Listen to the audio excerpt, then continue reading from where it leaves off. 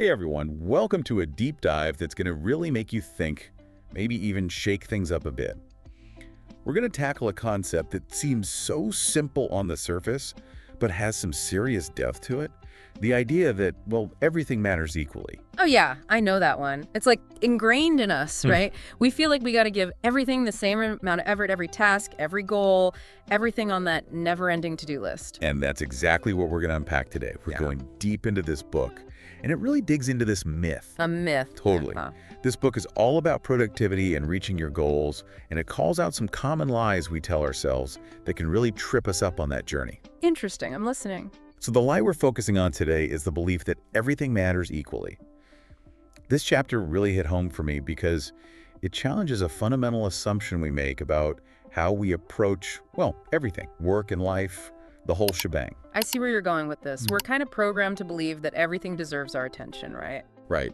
But the reality is that's just not how the world works, Yeah. especially when it comes to actually achieving something. It's true. The book makes a really good point about this. Think about equality in everyday life versus equality in achievement. Yeah, equality is crucial for things like justice and human rights, for sure. But it doesn't quite translate to the realm of, accomplishment. Right. It's like two students might put in the same effort studying for an exam. But one might just get it quicker, or have a better way of studying. Same effort, different results. Exactly. Or think about like a cooking competition.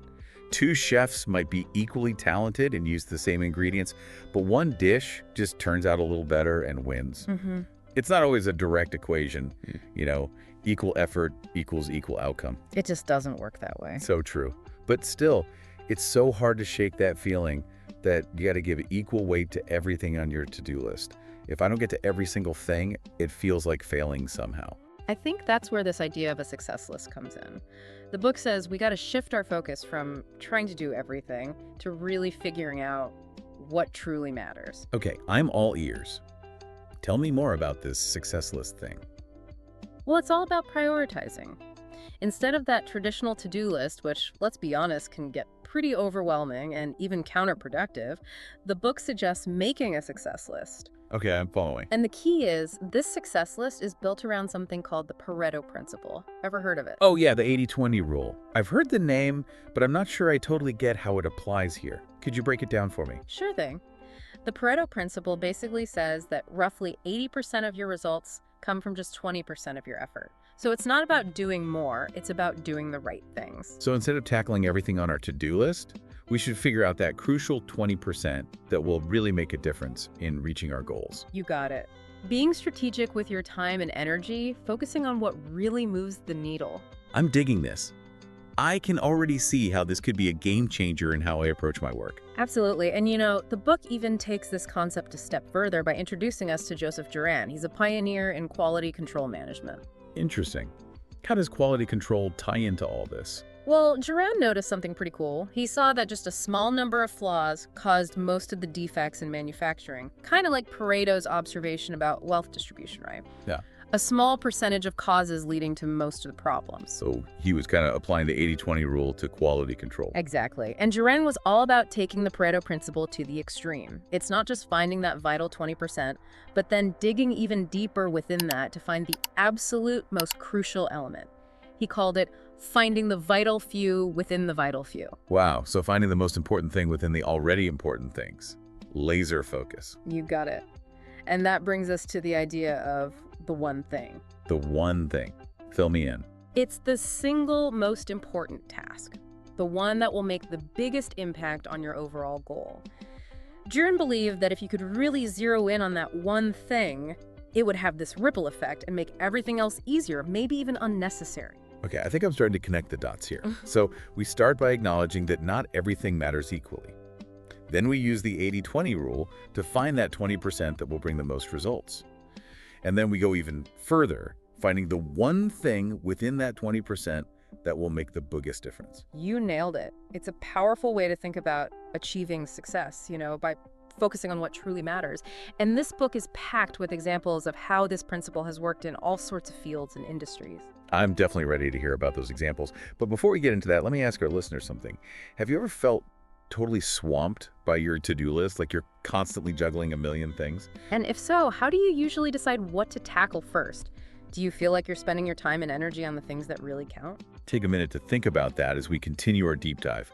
We'll be back in a flash to explore some real-world examples of how this one thing principle can lead to extraordinary results. Welcome back. So before the break, we were getting into this idea of really honing in on the one thing, the task that'll make the biggest impact. It's a pretty powerful idea. Yeah. And, this book has some incredible stories about how people have used this to achieve some amazing things. Yeah, for sure.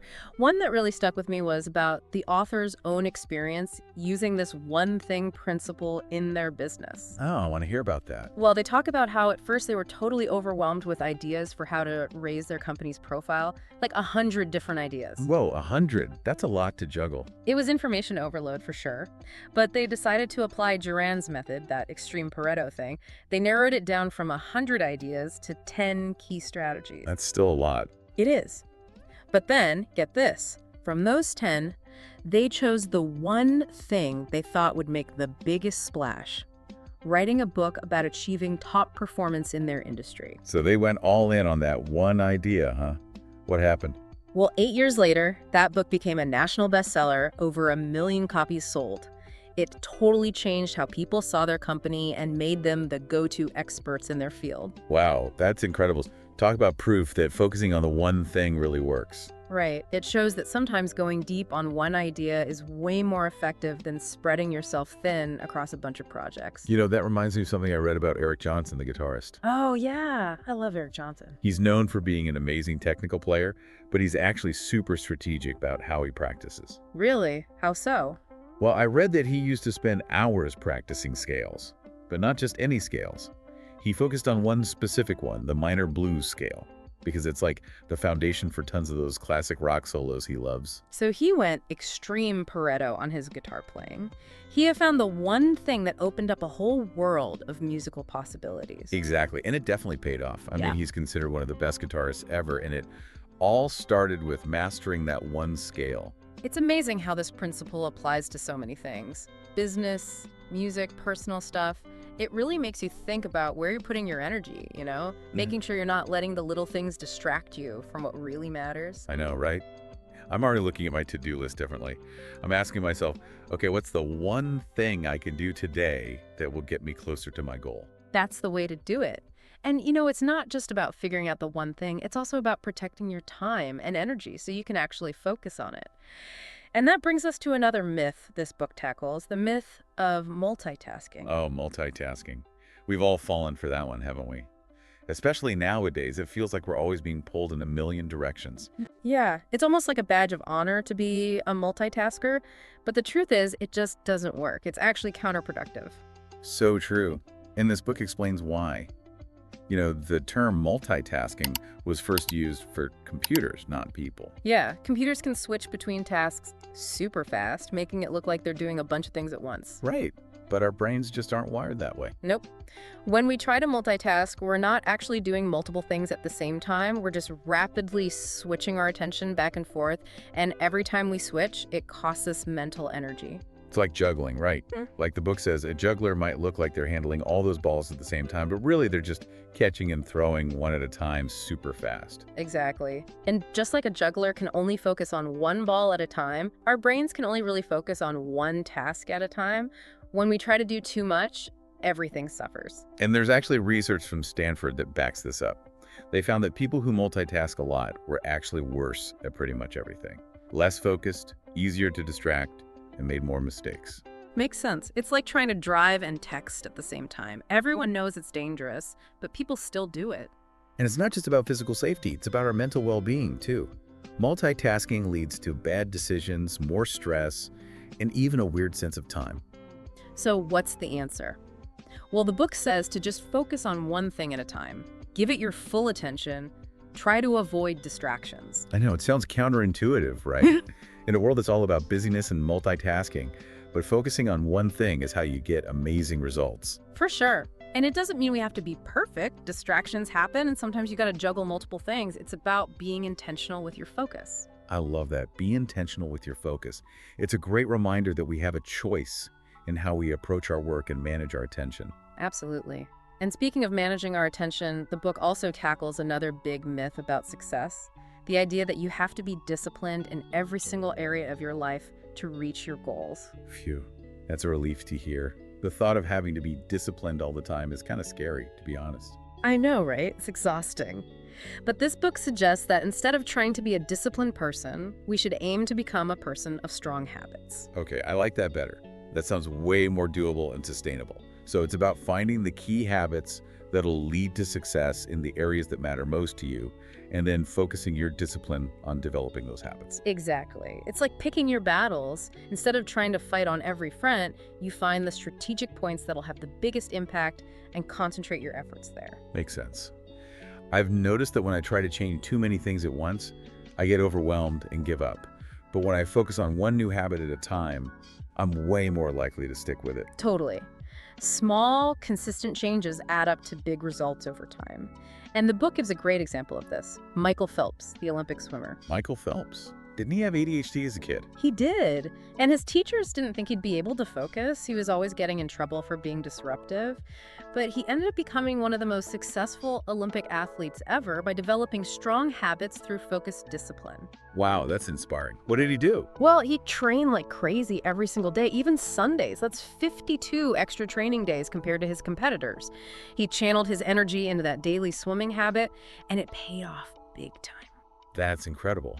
Shows that even someone with ADHD can achieve amazing things if they focus on building the right habits. And the best part is, once a habit is formed, it takes way less effort to keep going. It almost becomes automatic. Like putting success on autopilot. Exactly. So it's not about being perfect all the time. It's about choosing where to focus your discipline and building habits that support your long-term goals. This is so insightful. I'm really starting to see how all these different concepts connect and how powerful they can be when you use them intentionally.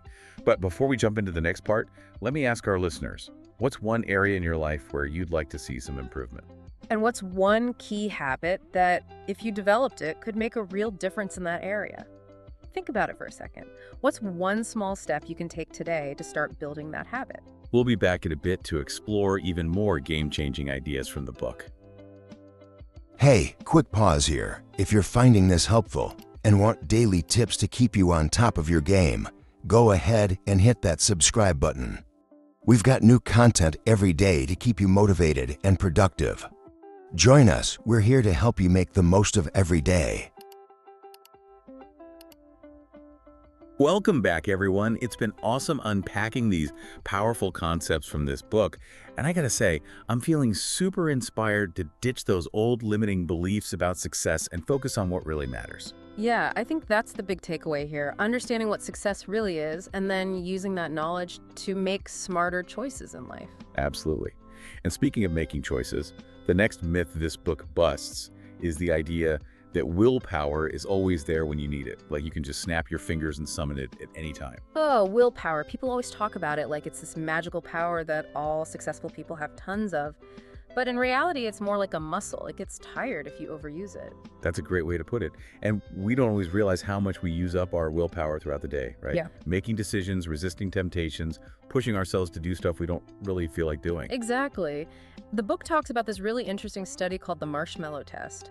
They tested kids' willpower by tempting them with treats. Oh yeah, the marshmallow test. They gave those kids a choice, one marshmallow right away or wait and get two later. Right. And the interesting thing is, the kids who could wait for the bigger reward later on ended up being more successful in different areas of their lives as they got older. It's true.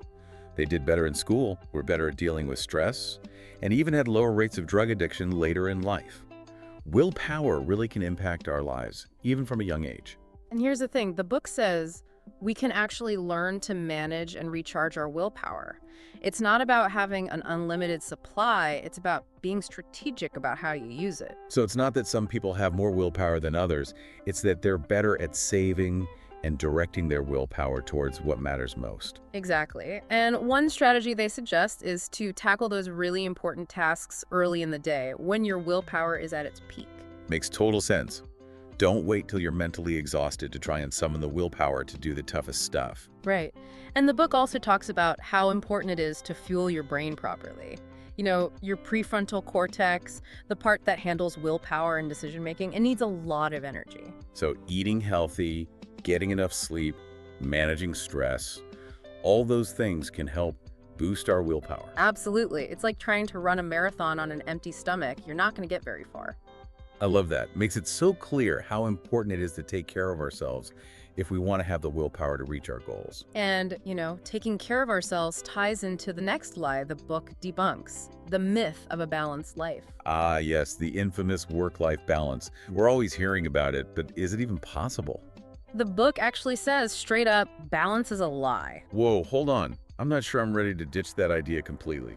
It seems like a good thing to strive for. I get it, in theory it is. But the book makes the point that true balance, where everything in your life gets equal attention, just isn't realistic. Yeah, there are always trade-offs, right?